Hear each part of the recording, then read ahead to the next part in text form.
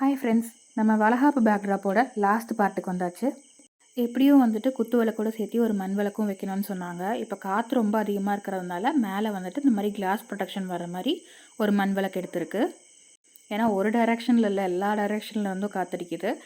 இந்த விளக்கு மட்டும் நான் ஒரு நாள் ஃபுல்லாக தண்ணியில் ஊற வச்சுட்டு அதுக்கப்புறம் வெயிலில் காய வச்சு எடுத்துக்கிட்டேன்.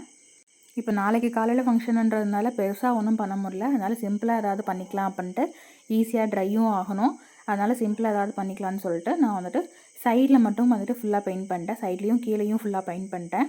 எனக்கு மேலேருந்து பார்க்கும்போது அந்த டெரக்கோட்டாவோட கலரும் வந்துட்டு கொஞ்சம் தெரியணும், அந்த மண்ணோட கலரும்.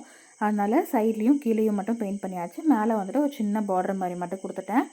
இப்போ இதை வந்துட்டு பிளாக் கலர் யூஸ் பண்ணி நம்ம வந்துட்டு அவுட்லைனும் பண்ணிக்கலாம். கீழே லைட்டாக வந்துட்டு ஒரு ஃப்ளாரல் டிசைன் கொடுத்துருக்கேன்.